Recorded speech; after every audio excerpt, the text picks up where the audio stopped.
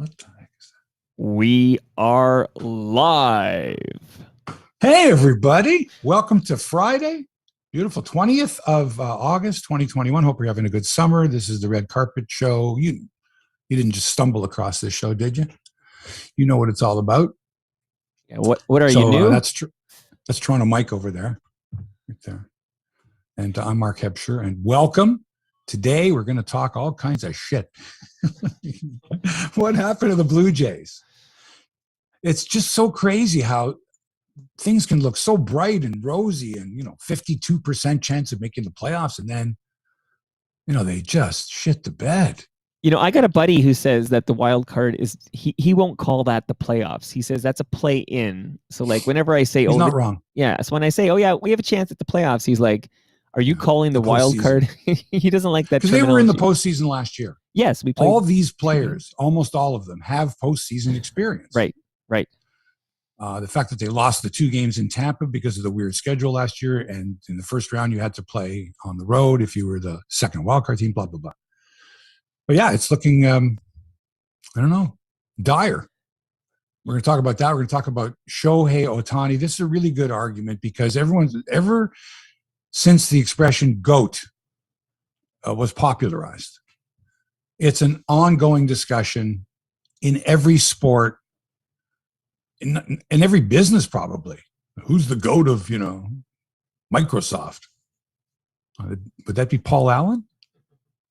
Or would that be Steve? No, that would Ballmer? Be, Ballmer. Ballmer? I don't know.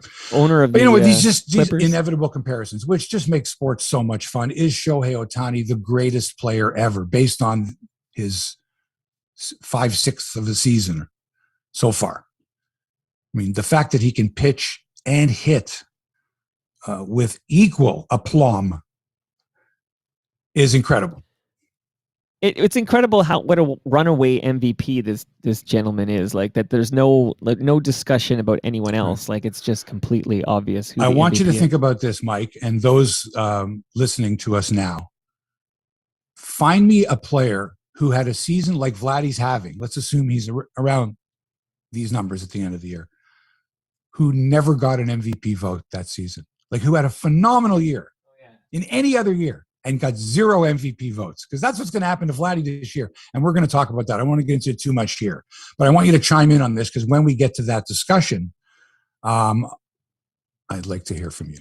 And I'd like you, I would like you to retweet the tweet I just sent you. Gotcha.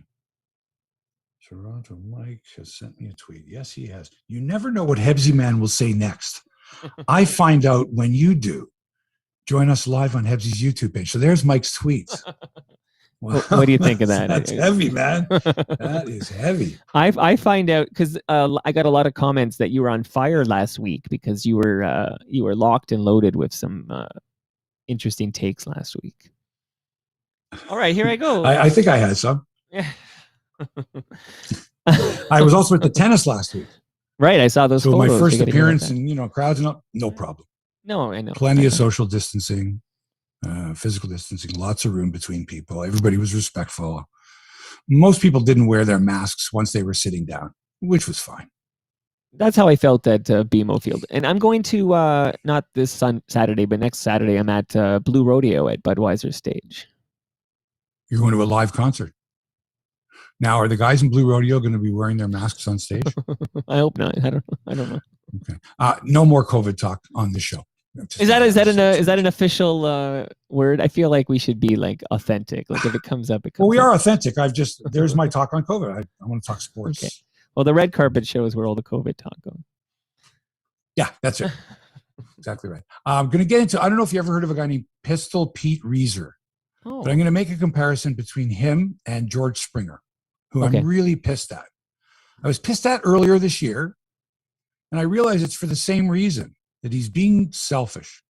He's not being the team player that we all wanted to think that he is. He's looking after himself, and he's to the detriment of the team. But twice now, maybe 3 times with his injuries. And the team has facilitated him by not disclosing. Oh, it's his knee, it's his ankle, it's his this. I hate this from the very beginning. This guy had issues with his knee or something, and they never told us. and they hoped it would go away, would work itself out, and he's playing so well. But I'm telling you right now, the man is not durable, not dependable. Real talk, Hebsy, real talk. Do you think you were predisposed to not give him any benefit of the doubt because he was a part of the Astros? Not at all. Scandal. In fact, I was willing to give him that. It says, man, I might have done the same thing in the same situation if all my teammates were. Okay? So I'm not one to throw stones. And I loved him as a ball player. But I just thought that him and the Jays were kind of complicit in this. Come on, tell us what's really wrong. You can tell us. You can tell us right now at spring training, guys, I don't feel well. I got to get the surgery now. It's going to be 3 months. We would have gone, I'm pissed. Okay, but we'll see you in July and you'll be 100% healthy, right? Anyway, we'll save it for the show. Save that fire. It's just getting so much. But I'm going to tell you about Pete Reiser and his career and how I'm worried that George Springer is going to be like this guy that you never heard of before. Bianca? Yes. Shapo? What's happened to our young superstars up and coming? Wimbledon semifinalists, 2019 U.S. Open winner, young kids. What the hell? At least we got Felix. Talk about that. Talk about golf and the FedEx Cup. Very exciting. We talked about this last year. It's like the playoffs. All these guys playing this weekend are in the playoffs. However, if they don't do well, they're not going to make the next round of the playoffs. It's a beautiful thing. And a guy on a subway pissed me off so badly this week that I went public on social media with it, got a lot of response. I'll tell you that story as well. Hey, how many Pistol Petes are there? Because a couple jumped out. That gentleman you named, I didn't know him. Right, actually, the original. He was the original. I said the original in print anyway. Okay. When they were giving out nicknames where everybody had a nickname, right? Pete Reiser's nickname was Pistol Pete. He was the first. The next most famous one was Pistol Pete Maravich. Yes. But there may have been others that I feel like we called their teammates Pete called Sampras. We called Pistol Pete. I feel Pistol Pete Sampras. So maybe every guy named Pete. Right. Hey, what's your hat? Before I begin this show, what is the hat I'm seeing there? Is that? Oh, here's a great story behind this hat. Well, do you want to tell it on the podcast? No, I can't give you the name of the company, but it's pretty obvious. Don't you think? 3M. 3 stripes. Got it? Okay. So listen, here's the story behind this. My girlfriend sees Sergio Garcia wearing this very hat with this logo in one of the tournaments a few weeks ago. Oh, that's a good looking hat. I'm like, that is a good looking hat. I like that. Now he's got his shirt with a similar, but not the same logo, but the same company, the 3 Stripe company, right? And it's a good look, right? And the way golfers dress is, you got to have the sponsor logo, but you don't like it when it's, slapped all over the place, like in Tin Cup, like it might be in the NHL once they start slapping logos. Right. You know what I'm talking about. When you first saw those European hockey jerseys going, what the hell? Right. But really it all started, I think, with, if I'm not mistaken, Formula One racing in general, where all over the guy's overalls were just covered and his helmet and the car covered in sponsors' logos, right? TV shot, any newspaper shot, any photograph of the vehicle or the driver had the sponsors on it. It's a beautiful thing. Anyway, we'll get into all that. Is it time to go? Yeah, let's, well, it's just about time. We can start now. Okay, I'm going to count you down, Mr. Hebsy. All right. Okay. Recording in 5, 4, 3. The following podcast is brought to you by Crosswinds Golf and Country Club in Burlington, Ontario, nestled under the Niagara Escarpment between Rattlesnake Point and Mount Nemo. Crosswinds offers breathtaking million-dollar views, spectacular golf, and outstanding customer service. And that's what it's all about, right? Customer service. You want to be treated like a king or a queen. At Crosswinds, you're treated like a member of a private club, even though it's a public golf course. The facilities are outstanding, but it's the people that make the real difference at Crosswinds. You'll know what I mean when you go. Don't take my word for it. Check them out for yourself. Go to crosswindsgolf.com and book your tee time online now. You will love it. And don't forget, tell them Hebsy sent you. Now, Mike, let's start the podcast.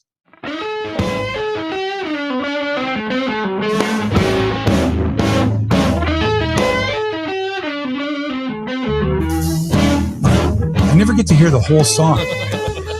Thank you, Los Lobos. And live from Toronto, it's Hebsy on Sports, episode number 246. Hi, everybody. Welcome to another hopefully scintillating edition of the show. I don't know how we topped last week's show, but we're going to try our best. Mark Hebsy here in Little Italy. That's a portion of Toronto. I'm going to say bounded by Bathurst, Ossington, College, and Dundas. How's that? Little Italy. And my buddy Joe. Hey, Mark, what's with the leaflets here? I just noticed that Austin Matthews is on the cover of EA Sports. It's twice now. I don't know, has he ever won a round of the playoffs before? What the fuck's going on? That's Joe from Little Italy. Toronto Mike is in Long Branch. No, sorry, New Toronto, gateway to Long Branch. I apologize. I always get those mixed up. Those are all the GO station stops along the way, right? Well, New Toronto doesn't even have a GO station stop. No. We're in the middle. No, you got the 101. You got Mimico and you got Long Branch, and we're kind of in the middle. Right. All right. Now that you're all caught up on the geography of Toronto, welcome. Today on the program, the Blue Jays are slip-sliding away from a potential playoff spot. According to the experts, they have a 17% chance of making the postseason. It's actually 16.6%, but as you know, we round it up. Yes. 17% chance. That's kind of like, I don't know, catching an inside straight to beat the three of a kind. I don't know, whatever the numbers are. Not good odds. Now that George Springer is hurt again and the bullpen has imploded again, the Jays are looking a little less than desirable. Hope he didn't have any money on them making the postseason. We'll get into that story, plus the trials and tribulations of Vladimir Guerrero Jr., who might not even get a first-place vote for MVP. He's having an amazing year. He probably won't get a first-place vote because they're all going to go to Shohei Ohtani, who's remarkable, and we'll talk about him. Speaking of incredible, amazing, how about Joey Votto getting better and better as he nears his 38th birthday? You know, he's from Etobicoke, Richview Collegiate. Joey Votto, what a hitter. And he's having a renaissance, a resurgence at age almost 38. I love these stories. It's like a Paul Molitor story. You know, people thought, oh, Paul Molitor, he's way too old. Remember, he's too old. Sure. He's awesome, man. I think he might have been one of the best players in Major League history after the age of 35. I think when he was about 35, he was not a Hall of Fame candidate at all. And then he just became a much better hitter, clutch hitter, champion.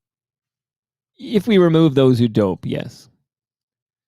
Because Barry Bonds gets that title if you count the dopers. Barry Bonds doesn't exist to me. I'm sorry, I can't get over that one. His head is 3 times the size it was before. He had to be on some kind of for sure. like major league, you know, the juice, the cream, and the clear. Right. Forget that. Bianca and Shapo disappoint, but Felix is onto the quarters in Cincinnati, getting tuned up for the U.S. Open. Naomi Osaka suffers another upset too. She's having a tough year. This poor girl.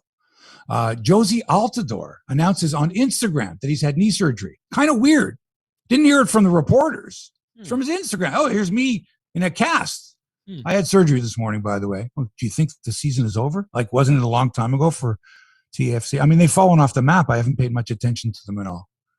Lots of golf action. There's the top 125 teed up at the Northern Trust Challenge. It's part of the FedEx Cup playoffs. I'll tell you about the original Pistol Pete.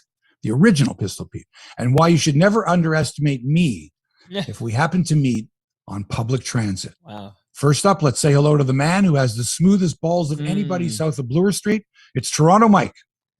Hello, Hebsy man. How you doing, buddy? How's that for an intro? Well, it's true. It's you can say that if it's true. I was introducing you at a banquet like that. Ladies and gentlemen, I want to put your hands together. One of the community leaders here in New Toronto and the man with the smoothest balls.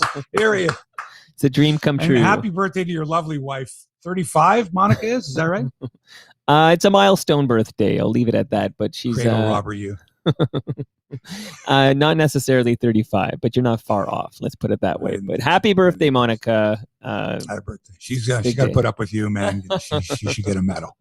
Oh, more than that. Right. So in the meantime, and you told me she loves the Lawnmower 4.0. Oh my God. I should get her down here for a testimonial. But yeah, the Lawnmower 4.0. I don't know. I'll find out if she'll do it.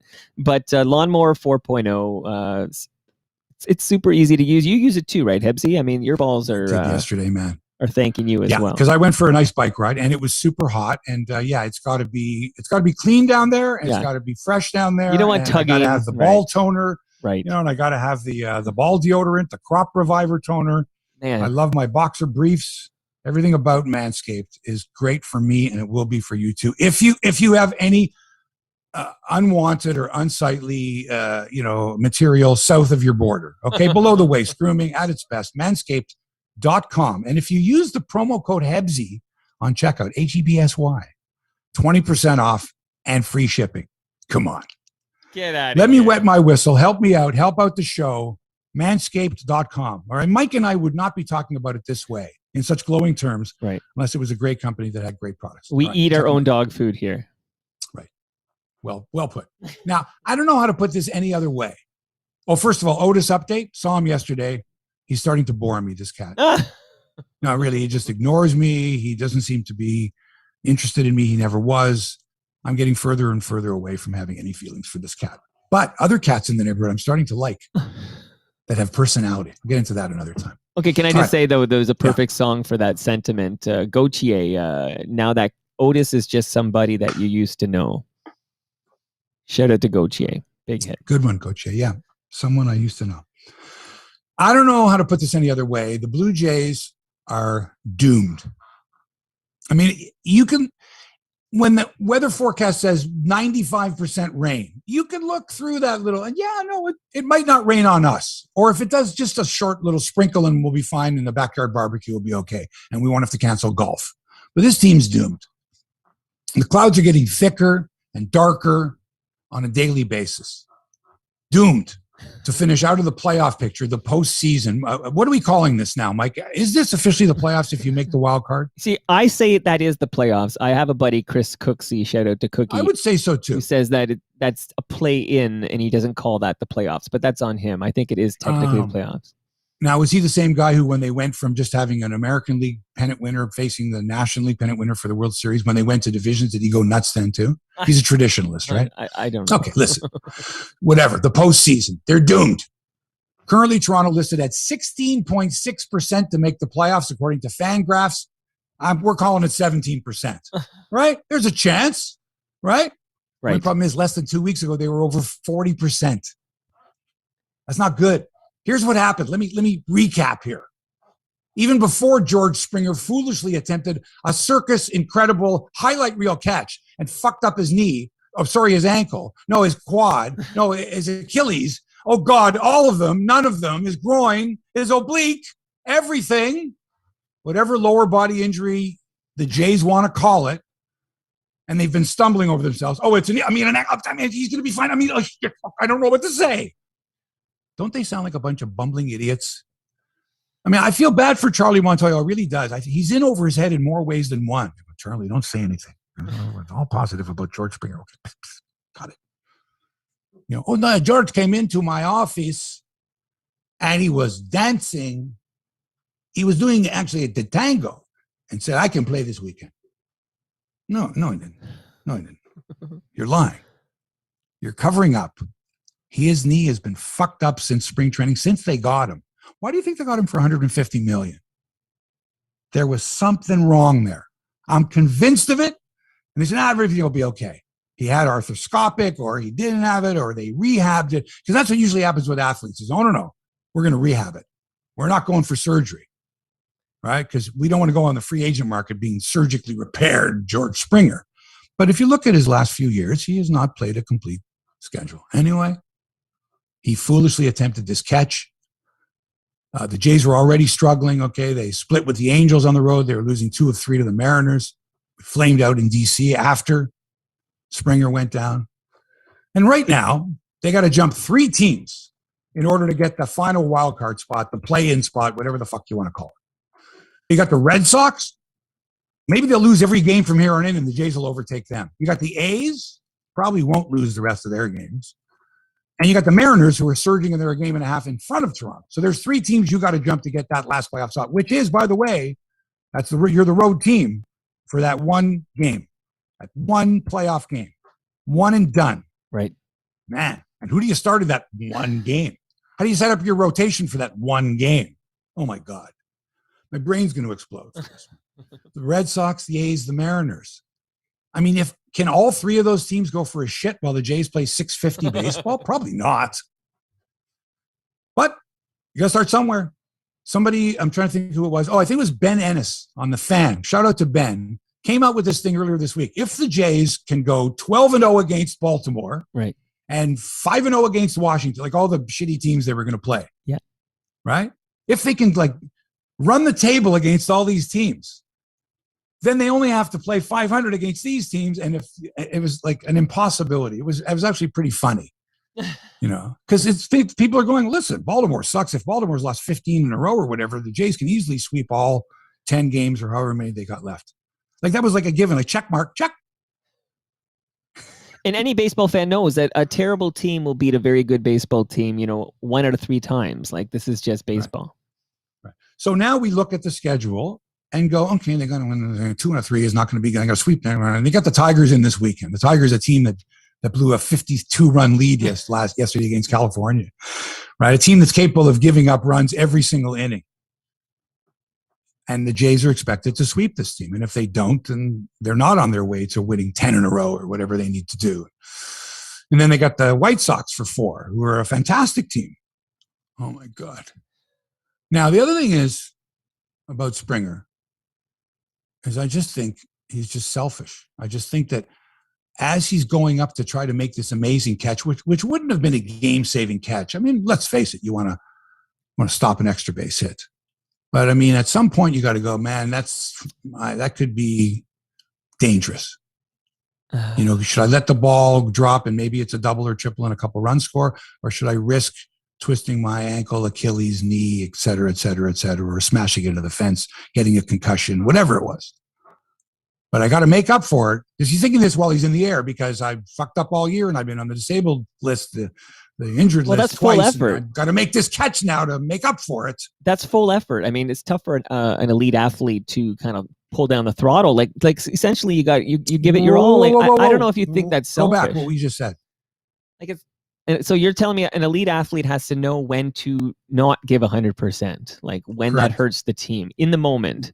But you would fault somebody for making the wrong decision there. That's right. You have to determine at that point, at that very moment, am I going to attempt to make a play, to make a spectacular play in my mind? And what are the consequences if I don't?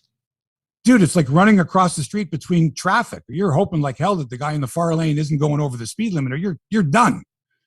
He's in midair there going in. And if you take a look at that catch he tried to make, that would have been sensational. And he had made one earlier in the week that was like the play of the week where he made this incredible diving catch. But in the moment is great. That's all great. But what did you do for your team, man? Yeah, okay. I'm going to side with the commenters on your YouTube page who are enjoying this live and say that in that moment, his decision to go for the ball and give it his all, it's difficult for me to criticize that decision and call him selfish. Okay, that's up to you. I say that was great in the moment. It would have been a spectacular play. It would have certainly helped the team, but it would have helped him more, if you know what I mean.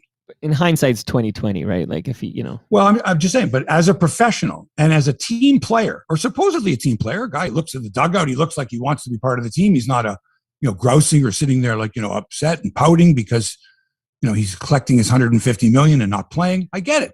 I get it. But still, you're an adult. You're 31 years old. No. If you honestly are worried that you're going to get criticized for not trying to make a leap, try to look like freaking Bob Beeman on the long jump there. But take a look at what he tried to do. Incredibly athletic. And wait a second, hold it. Didn't you just miss 3 months with a quad, ankle, knee? Didn't we just say, God damn it, Springer, you're back after missing all this time. You better not get hurt again. Well, then DH him. Then DH him. Fine. Like if he's out there, he's got to give 100%. Right. Then DH him. And stop with this nonsense. Because you got this guy for 5 years, man, and you can't afford to have him on the disabled list all the time. And Hebsy, there's way too many guys whose careers ended up being, he was always hurt, always fucking hurt. Now we talked about this on Springer. the red carpet, and you denied it. But now that I'm actually recording the podcast, I'm just going to ask you again: are you sure you don't have a axe to grind with Springer because of his involvement with the Astros and the cheating scandal? Not at all. I think if you go back when he was signed, all I said was, this is amazing. This is awesome. Not once did I say, hey, I'm worried that he's going to poison the clubhouse or his teammates aren't going to like him or he's going to get booed or anything like that, man. At that particular point, I'm totally selfish as a Jays fan. I don't want to know about your past. Can you play ball for this team? You're going to be a phenomenal leadoff hitter, man, for this team. Let's go back. I'm 100% a fan, but I mean, he's disappointed me this year. Okay, I'm sure he's disappointed a lot of people, but man, when he's playing, he's fucking great. He's great. But he's not playing often enough. That's the whole thing. I know.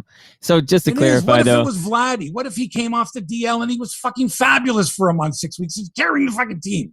And then he went down with that same injury, the knee or whatever. We'd be going, he's not losing weight. He's not in shape. He's too injury prone. Blah, blah, blah, blah. Let's DH him. Okay. Jesus fucking Christ, Mike. This is really... This is where we need George Springer.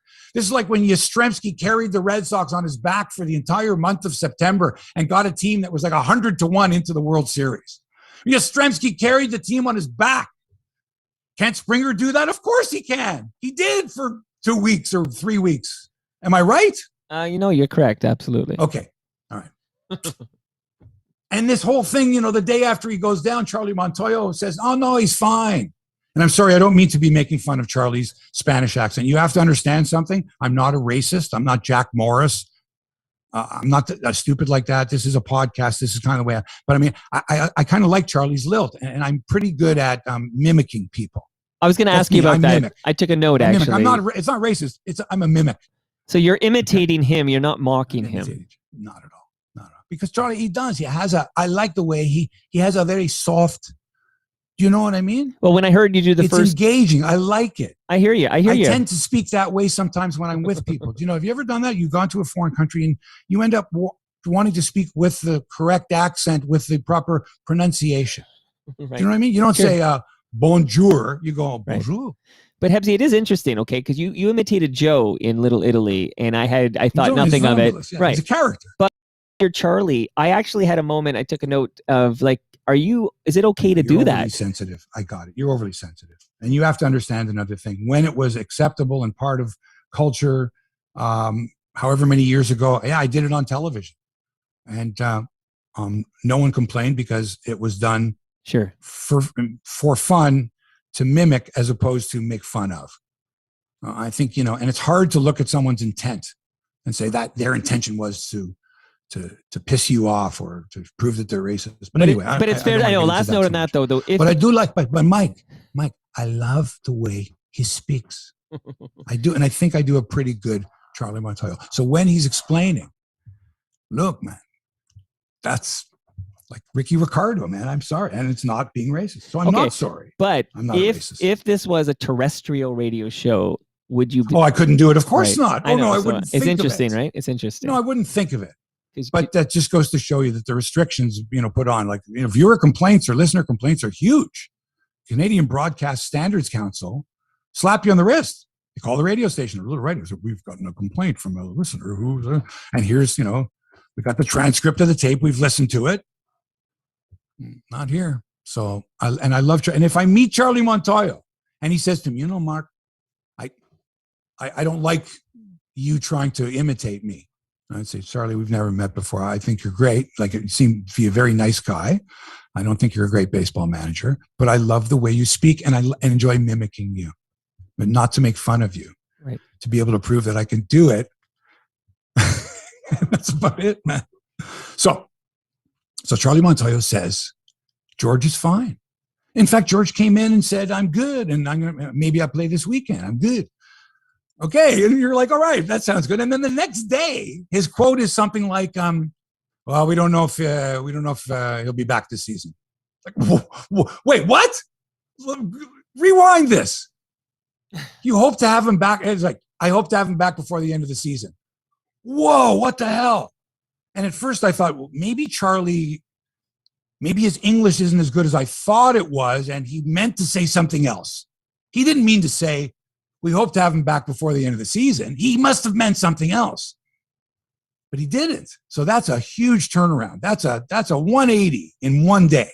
From maybe we'll have him this weekend to like, we hope to have him back before the end of the season. And then the next day it was like, oh, it's only a grade 1 sprain and he's week to week. Now, I swear I've never heard that.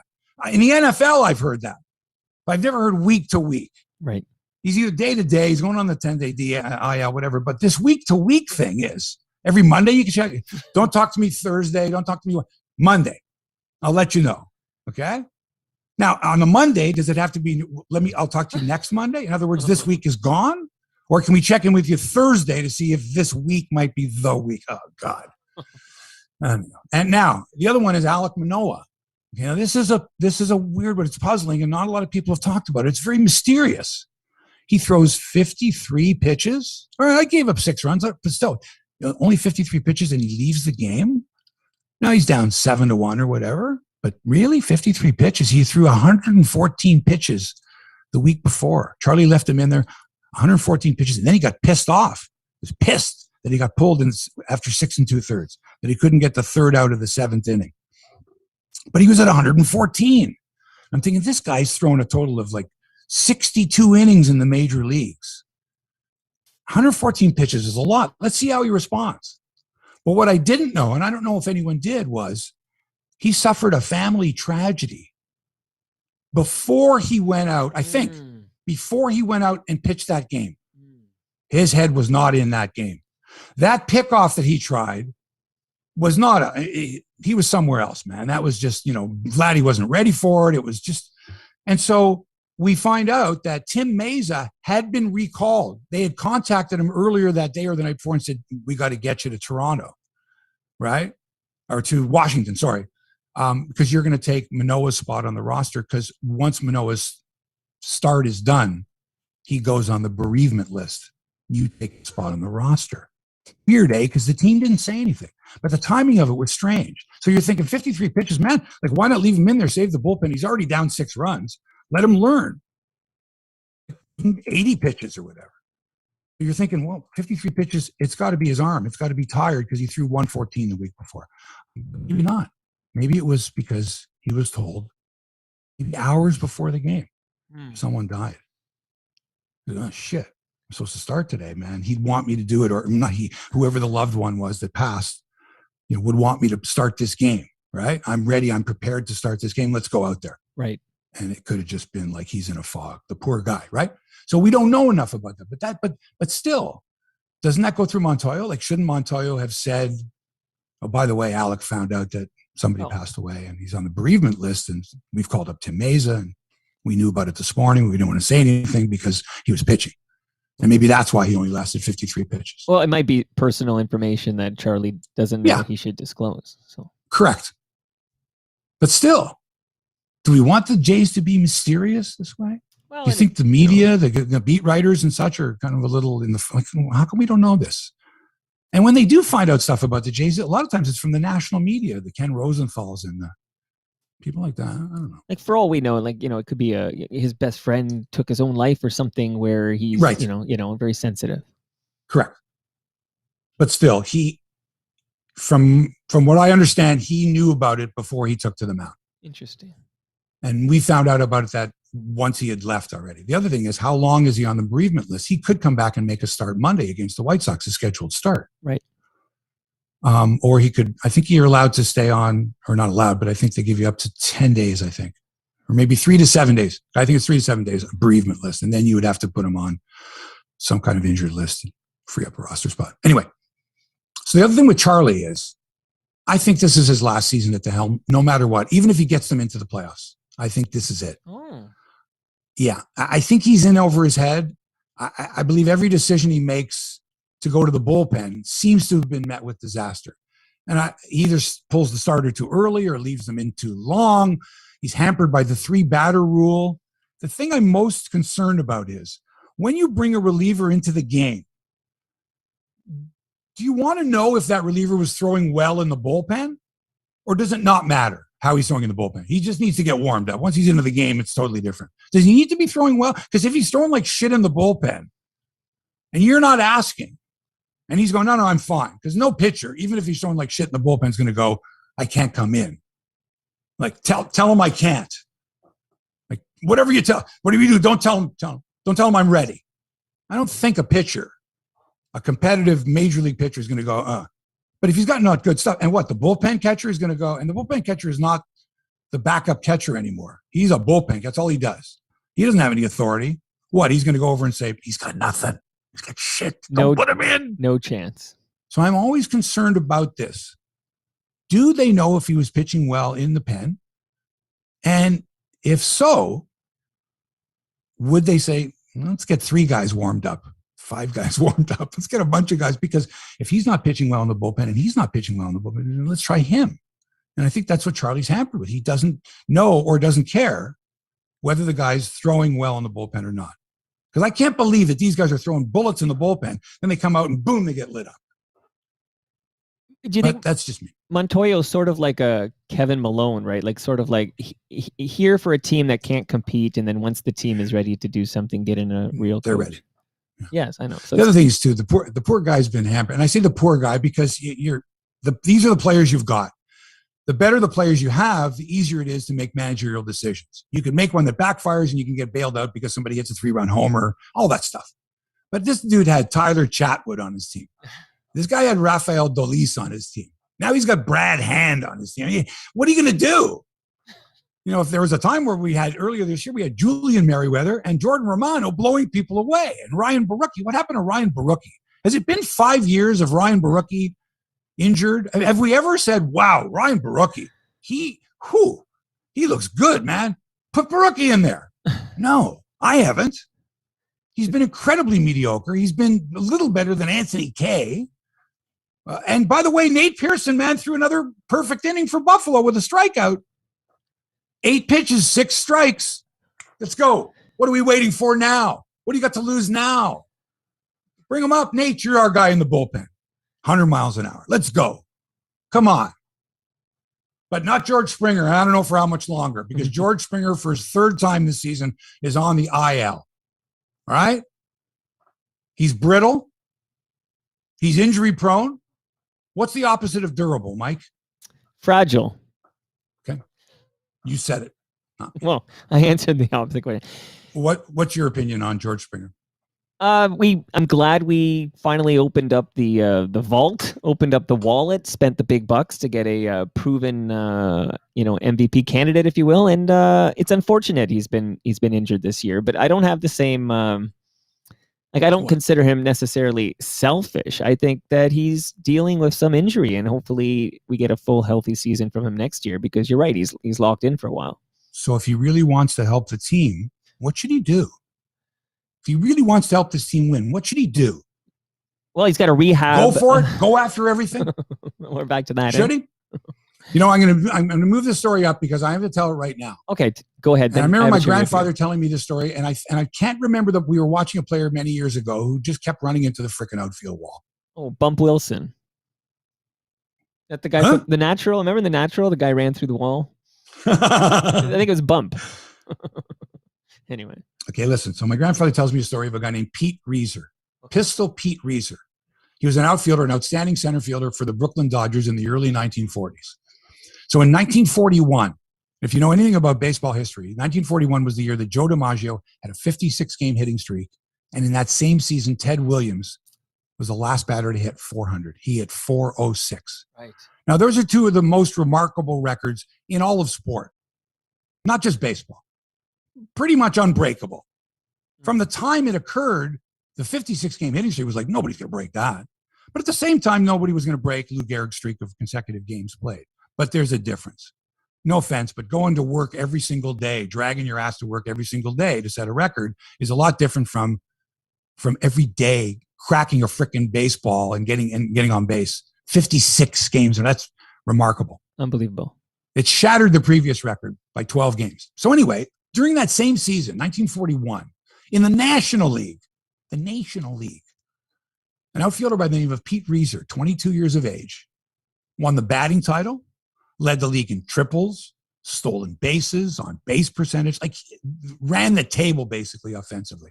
Not a word was spoken because that was the year of DiMaggio and Williams, even though it was in the American League. A lot of people talked about it, but it wasn't that big a deal.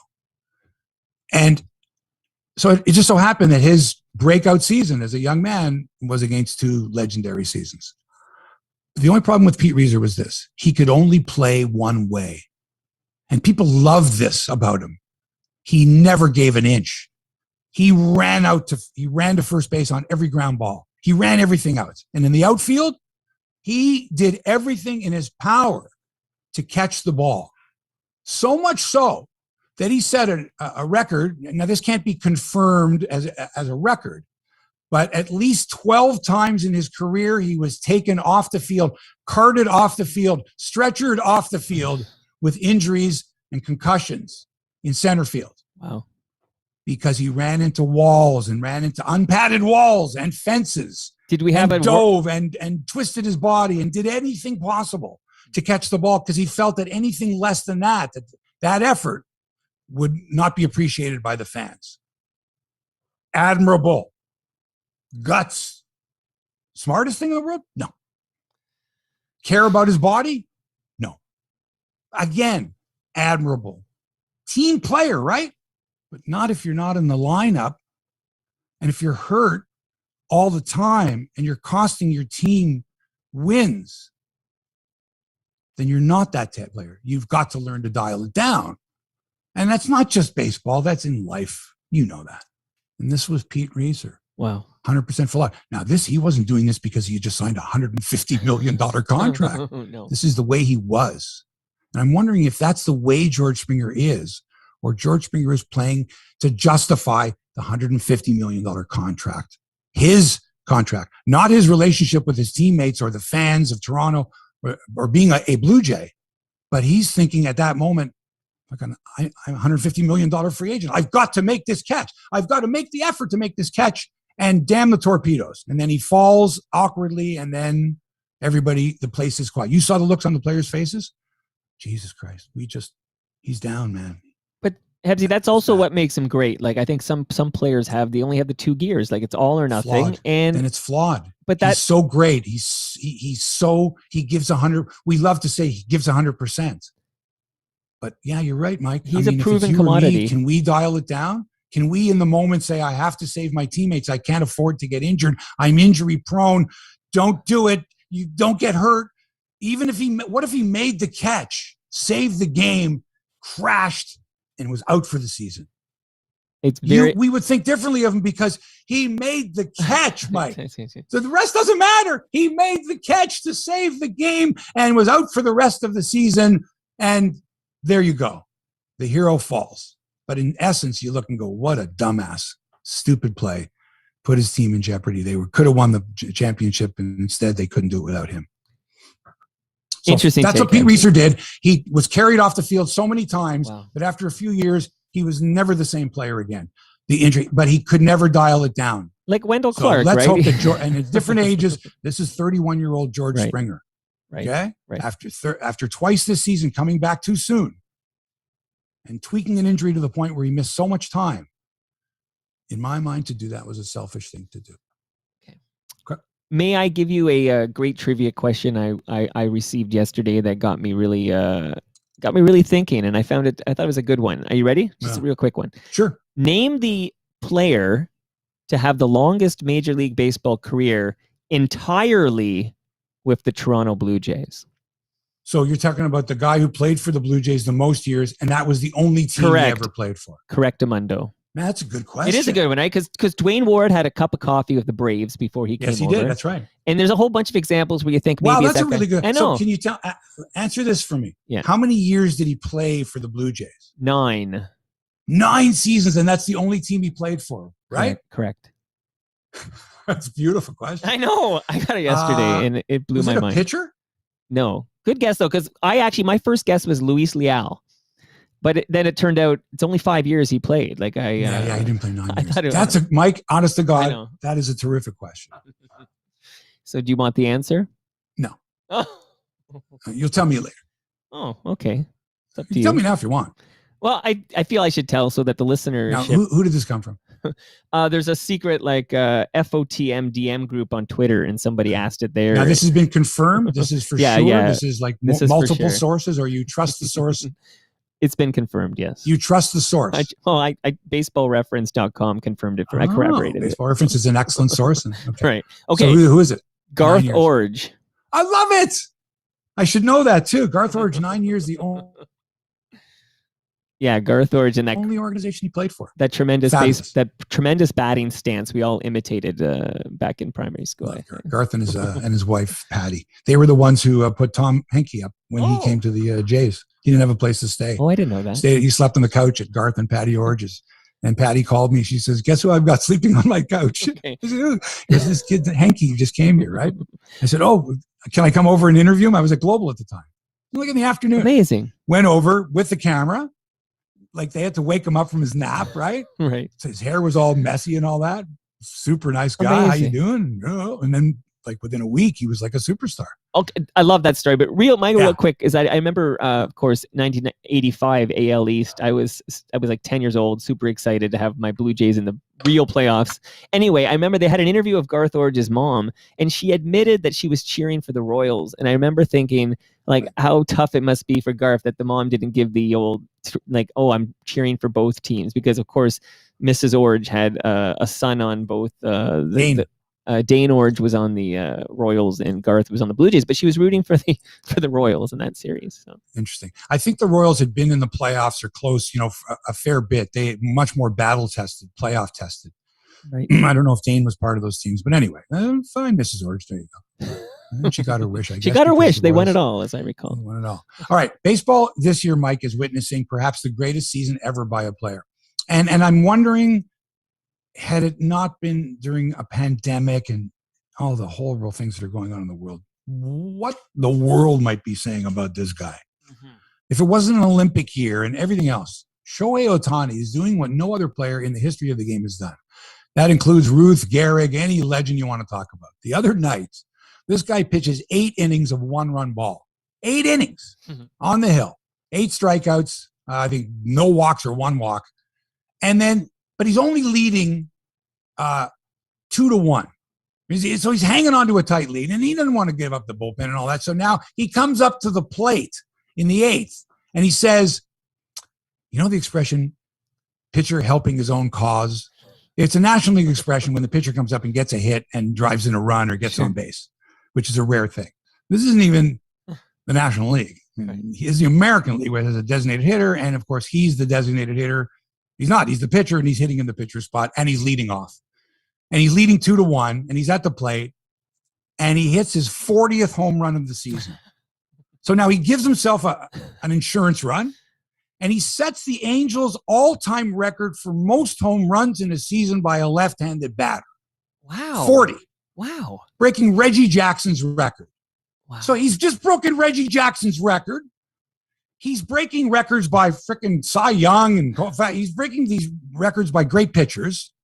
The season isn't even close to being over, right? And this dude's got 40 home runs and 18 stolen bases and a great winning percentage. And he's one of the top pitchers in baseball. And much better can he get? And he's such a great player that he will be the unanimous MVP in the American League. I mean, there is no discussion about any other player, and that includes the wonderful Vladdy Guerrero Jr. Right.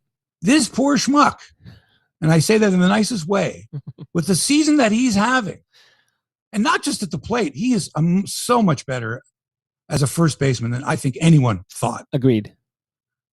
And he's going to get no MVP votes. None. He's going to get 0. He's going to get a whole bunch of second place votes. But yes, I mean, how can you not vote for Shohei Ohtani? It's, no matter how you look at it, it's the most remarkable season because he's playing every day and he's pitching every 6th day, and he's a spectacular pitcher too. In fact, if you were to say, if you had the choice, pitcher or hitter, what do you do? Right. I mean, you got to go hitter, but boy, he's such a good pitcher too. So I'm thinking, what if Tom Brady was also the greatest defensive lineman in the league, led the league in sacks? What if Tom Brady also led the league in sacks? How about this? Ready? Yeah. What if Carey Price was the Art Ross Trophy winner as well? Right.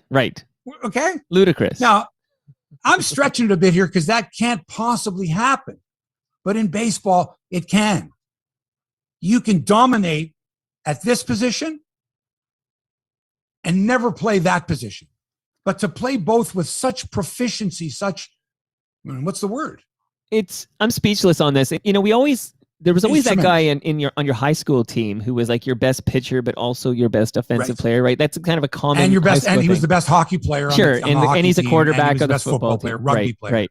But like, I can't even, like, my brain breaks if I look. Even let's go back 10 years. If I told you there was going to be an Ohtani, like this was going to be somebody who was pitching the way he pitches and hitting the way he hits, you wouldn't believe me. Like, this is so mind blowing to me. This is more surprising than COVID-19. It is. It's quite incredible and wonderful to see. And unfortunately, he plays for a team we don't get to see that often, and they're not even close to being a great team. Mike Trout, who was, I don't know if he wasn't the Shohei Ohtani. He was great, but I mean, he didn't pitch. And that's a big deal. It's remarkable. You can't make the comparison. No. Everyone goes to Babe Ruth because Babe Ruth is a guy. Go ahead. It's what Prince did musically, sonically, what he was capable of doing. And Eddie said, I'm only going to do this and this. Right. Two opposite things in the same realm. I'm not saying producing and playing, right? It's got to be two other things.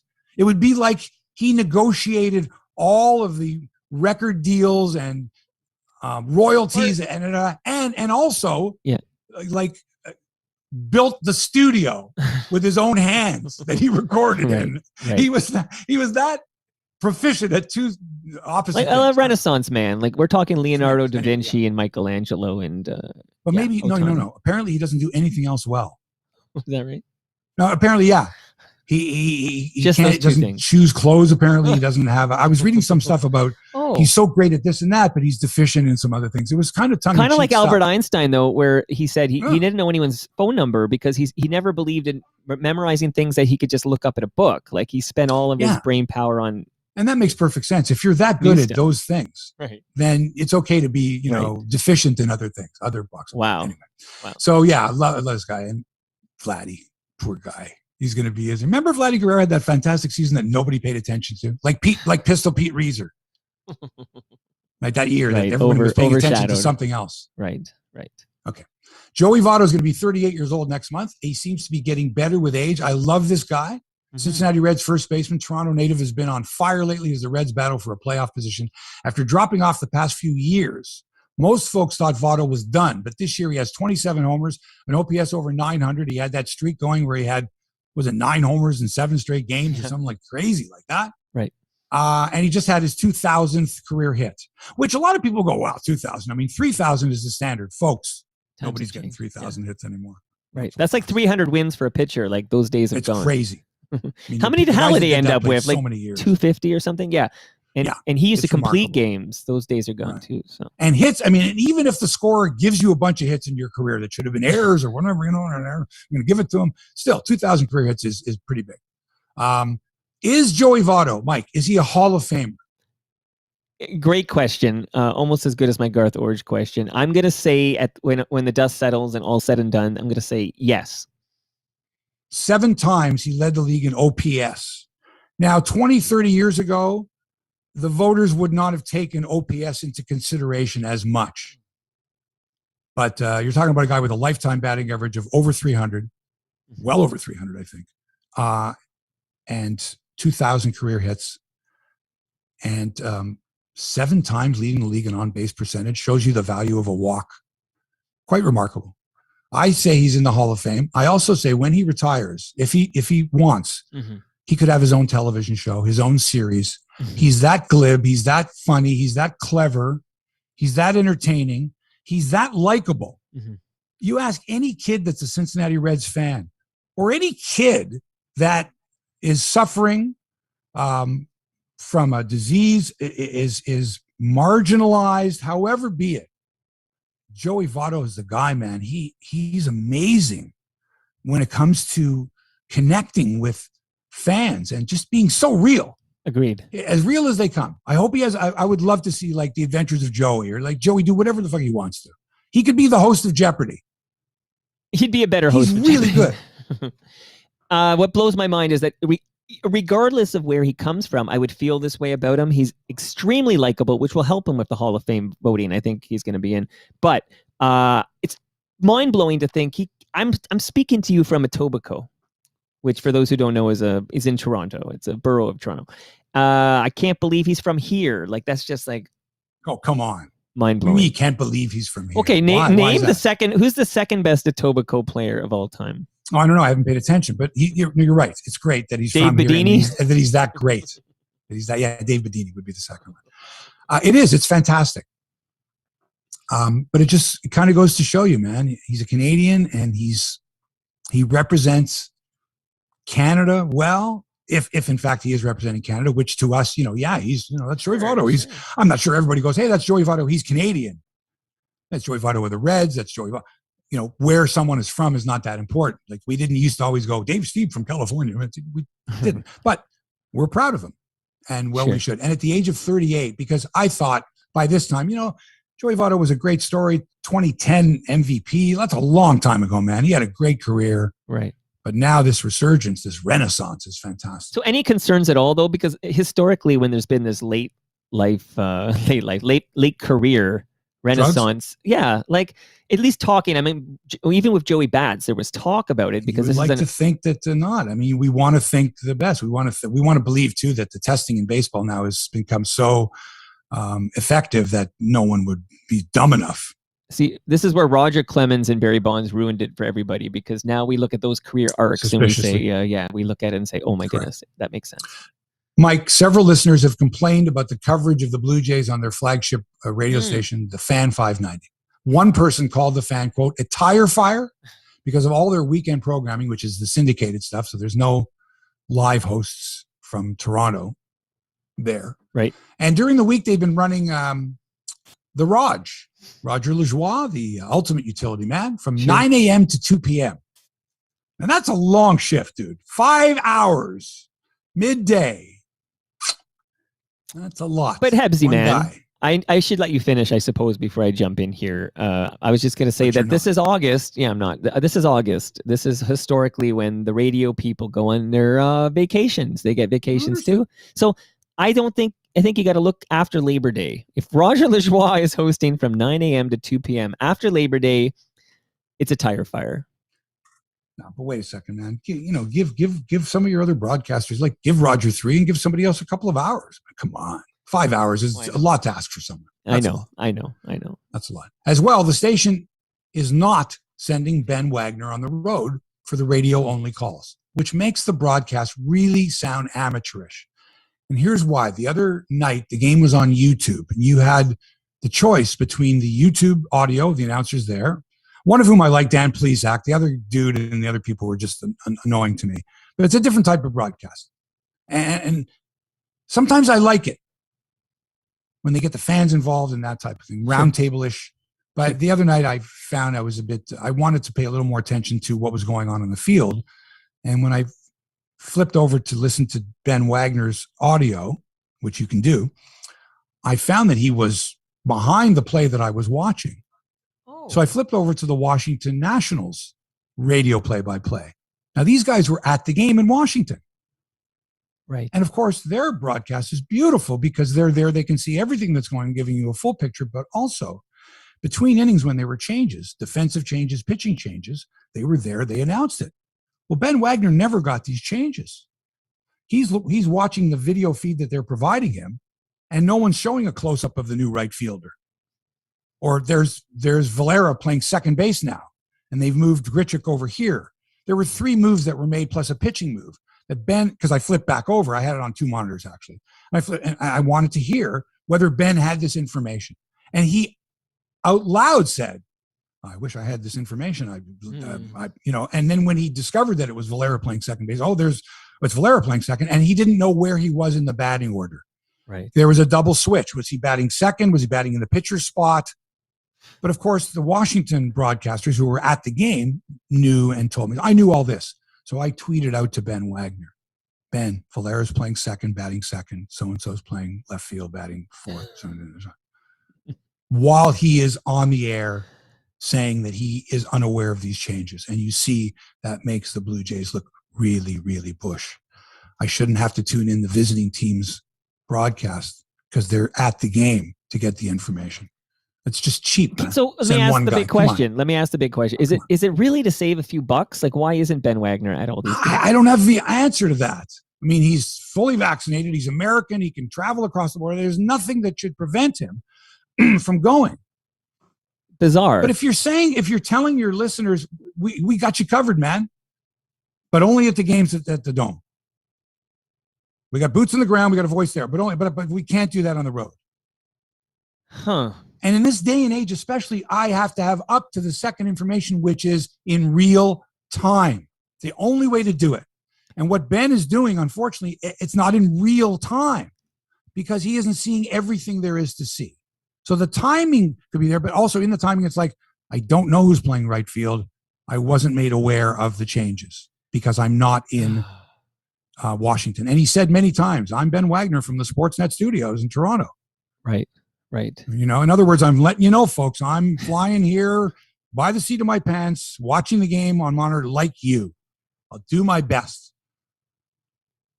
And in the meantime, I thought, why doesn't he have MLB.com right next to him? Right. And he will have the almost real-time updates from the game. It'll give you the pitching changes, the defensive changes, the batting order changes. Or just let Hebsy tweet you all the info you need. No, I don't get paid for that. Anyway, that's Bush League stuff. And I feel bad for Wagner. He's got to sit by himself and hope he can gather all the information necessary to do a decent broadcast.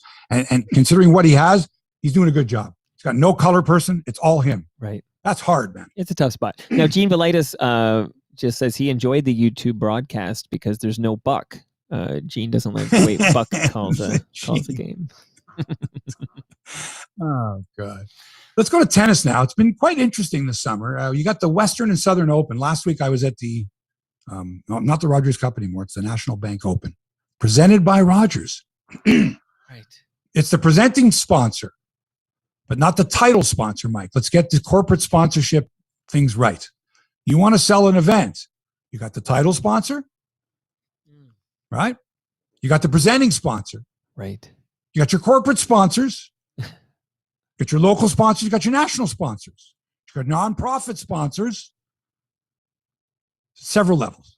Right. Platinum, gold, silver, bronze, carats. In tennis, the Western and Southern Open in Cincinnati, big tune-up for the U.S. Open, which is coming up.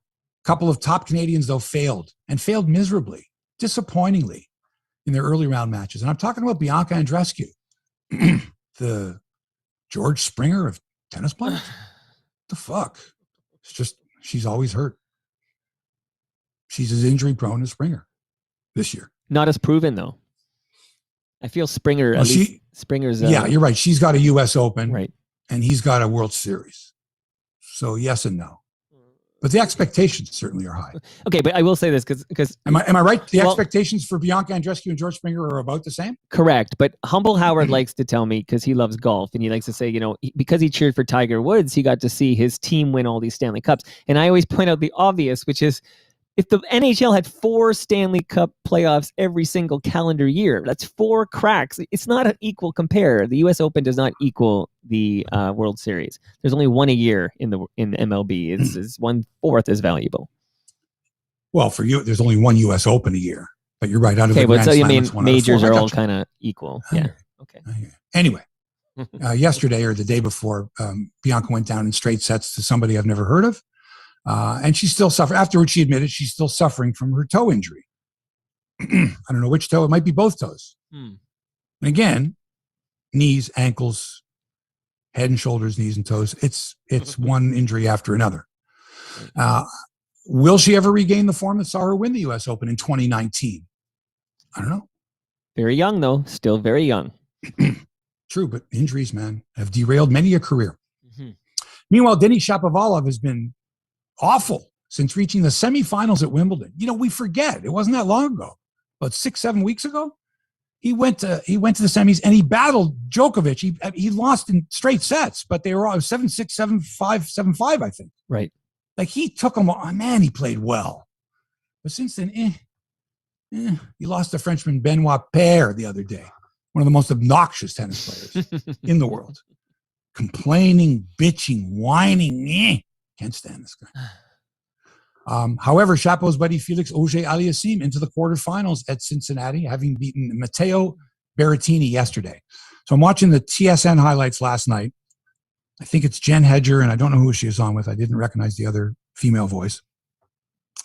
And she says, fun fact. She's showing the highlights of the Shapovalov Berrettini. Fun fact. It's Auger-Aliassime Berrettini. Fun fact, as they're playing, they're dating cousins. Oh. Felix and Berrettini are dating two female cousins. And I'm like, well, I knew that a long time ago. Oh. Like a long time ago, I knew that, right? I'm thinking, she hasn't been reading the tennis gossip stuff. Not gossip stuff. It's pretty much common knowledge to people that follow tennis that they're dating, cousins. But not everybody nice young ladies, and they happen to be dating two pro tennis players. You act like everybody follows tennis the way you do. You're right, and I'm a snob in that way too. I did go last Friday. I went and watched. We saw the quarterfinals. We saw the eventual champion, Daniil Medvedev, who's a piece of work too. Yesterday, fucking moving the television cameras. It's in the way. They moved the whole thing. You know how big those cameras are, and those big motherfucking tripod. Not even a tripod. It's those what do they call those things? Big pedestals, man. They're big, huge things. They roll them up. He wants to move it out of the way because it's like in his eye line or something like that. And he takes a tumble, falls on his jaw. Holy shit. So we went and watched last week. It was great. It was fun to watch live tennis. It was a lot of fun. And then the U.S. Open's coming up soon too. So Felix beats Berrettini, a rematch of their Wimbledon where he lost to Berrettini. So he got revenge there. And now he gets the number 2 seed, Stefanos Tsitsipas. Or as Jeannie Bouchard called him, and I kind of like her better, Stefanos Tsitsipas. The S silent on the end. I'm not sure. I like the Tsitsipas, though. It's a soft ending. Stefanos Tsitsipas. So I'm going to call him Tsitsipas because that's what Jeannie Bouchard called him. And by the way, she's French. She wants to work in television while she's still playing or when she retires. Man, she's got a job. For sure. Very good. For sure. Very, very articulate. Good sense of humor. Played really well. Played off very well with, I think it was Brad Fay and Robert Bettauer. No, Jesse Levine. She might have been on with Bettauer too. Very good. Jeannie Bouchard. Okay, so on the diff staff side, let's see what happened. Oh, yeah, Naomi Osaka, who's just having such a tough year. Lost to lefty Jill Teichmann of Switzerland. Top seed Ash Barty is through to the quarterfinals. Meanwhile, Rafael Nadal, because of a foot injury, is ending his season. He will not play in the U.S. Open. Roger Federer will not play in the U.S. Open. Dominique Thiem will not play in the U.S. Open. Serena Williams has yet to say if she'll play in the U.S. Open. How about Bianca and Serena in the main draw? Maybe not all the way to the final, maybe early. Maybe they meet in like the third round, or depends on the seedings. I'd go for that. I'd like to see that. I think that could get Bianca jump-started again. Maybe Serena too. The Women's World Hockey Championship starts tonight, Mike. You know where? I only know it because you told me it's in Halifax. No. No? Oh, no. Nope. I don't know. Okay, I don't know. Where is it? No, it's in Alberta. Okay, last year was in Halifax. Gotcha. It was supposed to be in Halifax. Right. And it was supposed to be last year. They canceled it. It was supposed to be this April. They postponed it to May, and they said, no, we can't because we can't allow anyone into Nova Scotia because of COVID. You know who's from Truro? So it's in Calgary. It's in Calgary. Arash is in Alberta. Arash Madani's from Truro. So shout out to Arash. There you go. Shout out to Arash in Truro, Nova Scotia. No, and you know what? We were scheduled to go out east this year, and we were going to be there. Potentially, they were going to have it at this time, but in Halifax. We were going to be in Halifax. We were scheduled to be out down east at this time, and we were going to go. I think I had mentioned this to you. We were going to go see the games. Right. But then they said, no, it's not even going to be there in August. We don't know. And then they said, no, Calgary said, we'll take it on. And Alberta had much more liberal laws when it came to traveling, etc. So it's in Calgary. Canada beat Finland in an exhibition game the other day. Mike, the only thing I can say about this is I'm not into it because I'm normally not into hockey in August anyway, and there's a lot more going on. And it's been postponed many times, but the women really have gotten the back of the hand from the IIHF here. You know, soccer just announced that they're going to have 2 new women's events, CONCACAF. Hockey still behind because they allowed the men's under-20 championship to take place in Dallas. Right. They allowed the World Championships to take place in Europe, but they would not allow the Women's World Championship to take place in Halifax, Truro in April, May, not even in August. Waited until now to have it in Calgary. kind of back of the burner thing. I feel bad. But as long as we beat the Americans, I'm good. Let me know when we play the Americans. Well, that's the gold medal game, so I'll be. That's when I'll tune in as well. That's when I'll be tuning in. Me too. Okay, golf now. The Northern Trust Open is the first event of the FedEx Cup playoffs. 125 golfers tee it up. No, sorry, less than that. Patrick Reed withdrew. Last year's champion, or 2 years ago, withdrew. Bad back. Poor guy. He's a jerk anyway. So 125 or 124, 123 tee it up. Top 70 move on to next week's event, the BMW Championship. That's the top 70 in the FedEx Cup's points, not necessarily the top 70 finishers. I know it's weird. Justin Thomas and John Rahm were your first-round leaders at 8 under. Everybody's out in the golf course now, so I know that Mackenzie Hughes started with 2 birdies in his first 3 holes and then bogeyed 4 and 5. Anyway, should be very exciting as Corey Connors was at -1, still in the hunt. Adam Hadwin was 4 over, in trouble. Roger Sloan 8 over. Thanks for coming out. At least he made the top 125. Of note, Bryson DeChambeau, who is an interesting guy to watch because he could do anything. He could blow up. He could make eagles from the fairway. Had 9 birdies, but he also had 5 bogeys. And he also had 2 double bogeys. And he had 2 pars. So he finished even par, 71. He's all over the place. I'll be at Crosswinds this Sunday enjoying life and playing one of the nicest courses in the province, as you know. I expect, 5 bogeys and 2 doubles. I would take that. I'd take that any day of the week. Any day of the week. Hope to have it on Sunday.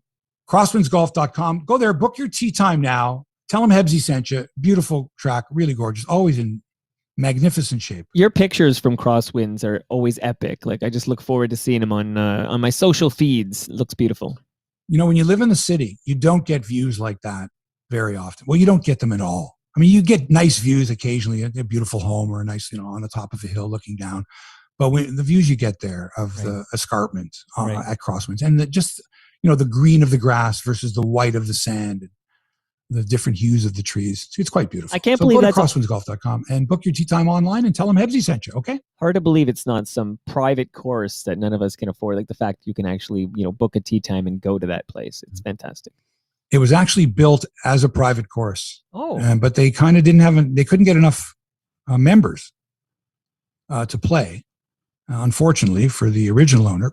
But fortunately for the Simon family, I guess, because it's beautiful. And you're right, you do not get public facilities like that. Great value at Crosswinds.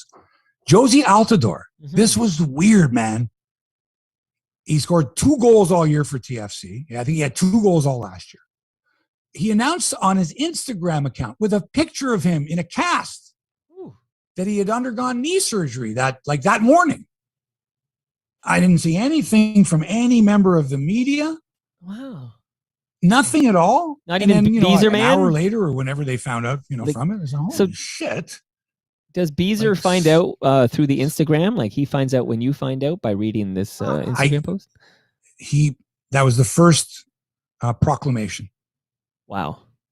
Was him releasing it on his Instagram, which I guess is what athletes are doing more often than not now. But they don't go to the team to announce a press conference. They say, I'm going to do it on my own. And here it is. It's out there now. Go ahead and comment all you want. Ask me questions afterwards instead of making the announcement. We're calling a press conference, ladies and gentlemen, or we're making an announcement. The players are just saying, man, I'm going to do it on my own. And for all I know, the team is saying, go ahead. We don't care. Huh. We're not going to stop you. So. Interesting. So I guess that's it for Altidore in a Reds uniform, right? Kind of a sour way to end. Kind of a weird way to end your season and end the season's long since ended for the Reds, but a real, what's the word? Ignominious? What's the word I'm thinking Not of? A bang, but a whimper? Is that? Yeah, kind of. But there's a word? Oh my God. Ignominious? It's just the way it ended on such a uncharacteristic, unpopular. Right. It's a bad taste in your mouth. But I feel similar to TFC right now as I do to the Raptors in that it seems so recent to me that we won the championship and those memories are still so fresh that I don't, it's not as sad. Like it's like they delivered. Josie was a key part of that championship season. So, but age catches up, injuries catch up, and then listen, your knee. Come on, you've played, Mike, before. It's not like cycling where where you're pounding that knee, right, and your body weight. And they say that generally speaking, 4 times your body weight is what your knees will take on in pressure. Right. When you're doing activity, and that's why runners are so skinny, because you need to weigh. You need to have very little body weight because of the pounding that's going to be on your knees. So your knees are going to take 3 to 4 times of your body weight. Right. And if Josie Altidore is 200 pounds, big boy, yeah. I'm sorry, man, but at that age, especially, you can't take 600 to 800 pounds of pressure on your knees. Right. Hey, I want the Subway story because I've been following on social, but just really quickly, I heard Masai say once again, Ujiri say that, Kyle Lowry, greatest Raptor ever. I just feel we need a qualifier on this. Like, just because... I mean, we all watched this team, and in the greatest Raptor, again, a qualifier because it was only one season, but Kawhi Leonard is the greatest Raptor. Like, that was the greatest Raptor performance ever, delivering a championship that one season, Kawhi Leonard. Lowry is like a different category. He's like most beloved, spiritual leader Raptor. Like, how would you qualify it? So do we have to, is it necessary that every team, every sport has to have its greatest, and it has to be some type of an arguing point? Or well, then what's the point of any of this if we can't have those there isn't. discussions? And that's my point is the greatest of all time is it's subjective, right? But, and it's fun to bring it up, but after a while, it's not fun anymore because you're not proving anything. You have to just look at it and say, he was a great contributor and is beloved. For sure. Is he the greatest of all time? You can say, in my mind, he is the greatest of all time. But is it an arguing point? I really don't think so. Greatest in one season, greatest over a career, greatest because he won a championship. Right. Greatest not to have ever won a scoring title. I don't know. But after a while, it gets to be kind of like, I've heard this before. Is it Led Zeppelin, Beatles, Stones, greatest? Right. It's forever. Right. Like the first statue should be Kyle Lowry. I believe that in my heart. But I don't like the statue thing either. Well, they have all those Leaf statues. Never liked the idea that you're going to immortalize someone in bronze. But they do that for the Leafs. You know what's going to happen. Raptors? You know what's going to happen. What? One day, pick an athlete somewhere. Pick a Confederate general somewhere. Pick a prime minister or president somewhere in the world. Right.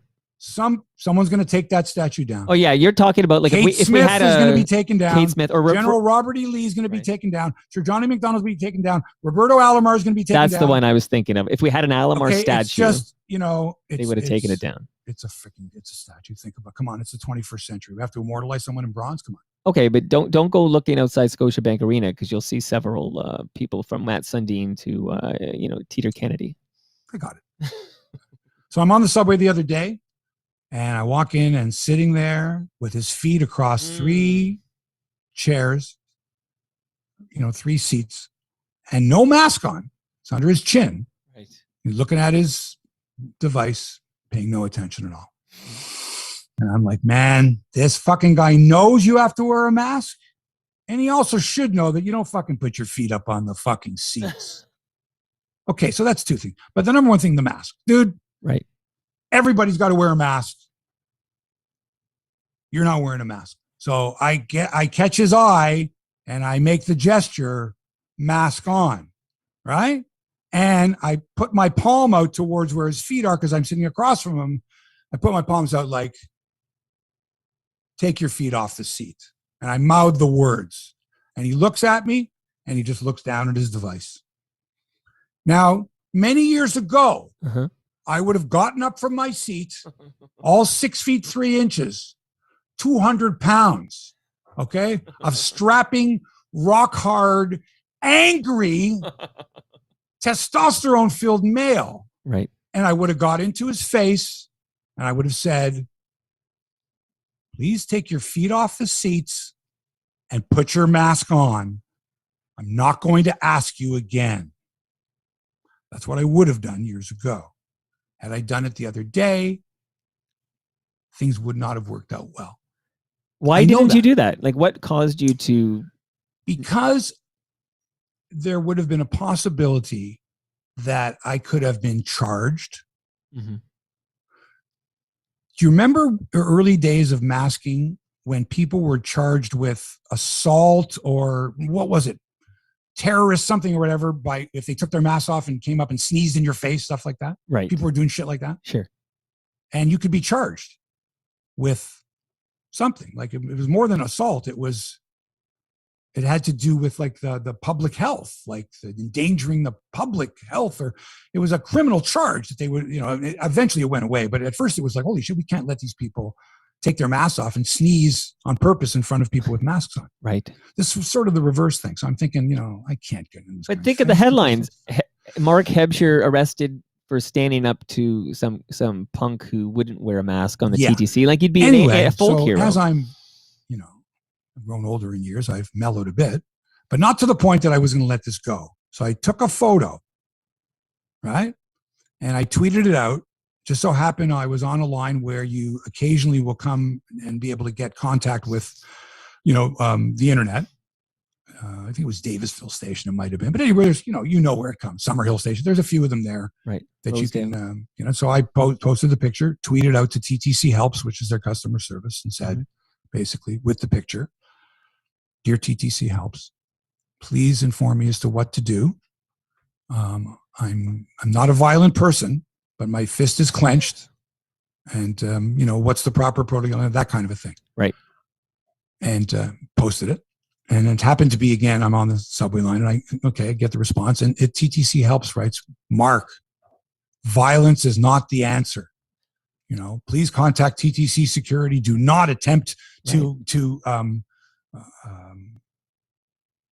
approach this person. It's which is TTC, good advice. Good advice. Security will look after things. That kind of. Yeah. So I looked this up, and it's still on my subway ride, whatever. Now I finally get off on my stop, and I see there's all kinds of responses to my posting, like dozens of them. Right. Within, 10, 15 minutes. And several to responding to TTC Helps, basically saying, you jerks. Like, what kind of response is that? If I can do something about this, or he should be able to, or, why you're lucky we don't have gun laws, or I'd kick the guy's ass, Hebsy, like stuff like that. Like, don't let him get away with that punk. Other people are commenting on the guy's clothes. Like, oh, look at those shoes with that shirt, and look at the way he looks, a punk, all this type of stuff. Holy cow. Okay. Do you know why? Wild. I mean, I'm not as big a guy as you, so that's partly I don't want to get my ass kicked. But the reason I don't ever get physical with somebody like that is because I always assume they could have a knife on them or something. Like, I'm not. Believe me, the thought crossed my mind. Yeah, like it's not like it'll be. You'll be there to have a fist fight, and they'll have a gun or a knife or something, and then you'll be like, I should have just it wasn't worth it, and But when I took the picture. Really, and I posted, I thought, all right, you know what? Someone's going to see this picture and they're going to go, I know that guy. And he'll be shamed by somebody who says, hey, I saw a picture or whatever it was. And maybe that'll knock some, I couldn't knock any sense into him. Right. But maybe that picture will knock some sense. Go, oh, geez, maybe next time I won't put my feet up, or maybe I'll put my fucking mask on. Man. What are we going to do? Here's the best part of it all. Yeah. The best part. Yeah. This was last Tuesday. So now my son is coming over for dinner that night. Mm-hmm. Okay. And I'm making dinner and all that. We sit down, and so I tell him what happened on the subway, and he goes, oh, I know. I saw your tweet. Right. He says, in fact, I did my podcast this afternoon, and your tweet was a big part of my podcast. Like my dad kicking ass and taking names. Right. Good content. And it was funny. His podcast is called the Clean Hamster Podcast. His name's Dean Hebscher. Clean for Dean, hamster for Hebscher. I thought it was I get it now. The Clean Hamster Podcast. And he's like, and he tells the story of how he's proud of me, standing up to this punk. And I'm going to listen to this. I'm going to tune in. It's pretty funny. On my bike ride. It's funny to hear your son go, my dad was, he wanted to kick his ass. Anyway, that's it for episode number 246 of Hebsy on Sports. Thanks to Toronto Mike for production and inspiration.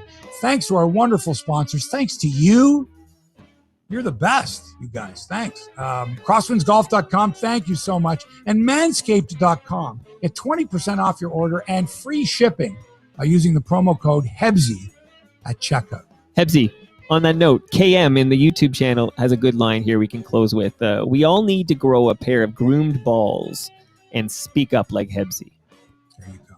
And by the way, I'm told at least 7 females have told me in person that they too have ordered and use the Lawnmower 4.0. I've heard this as well. Okay? That it does the job. Let's just put it that way. It does the job. Don't be using your kitchen scissors. Okay? Don't be using, the boyfriend or the husband's razor blade or your own razor blade or your own scissors. Don't. It's the Lawnmower 4.0 from manscaped.com. Free shipping and 20% off your order if you use the promo code Hebsy at checkout. All right. Thanks for allowing us in your headspace. Back with another episode next week. Love you. So long for now.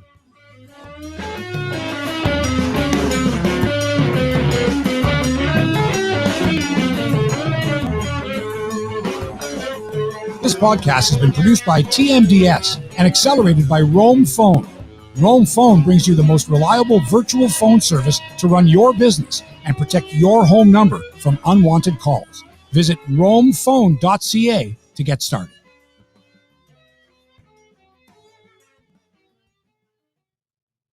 Yeah, man. Yes, guy. Okay, so next Friday when we chat, it'll be the day of TMLX8. So maybe I'll hype that up a little bit. And that's at 6 o'clock, right? 6 to 9. If you do show up, there's a fourth mic where you can jump on for a moment, because I know if Stu and Cam get to meet you, I mean, they've met you before, I guess, but they're almost as big a fan of yours as I am. So lovely. Well, if that's I'll possible. definitely be there. All right. Hold on, let me turn off the camera here. So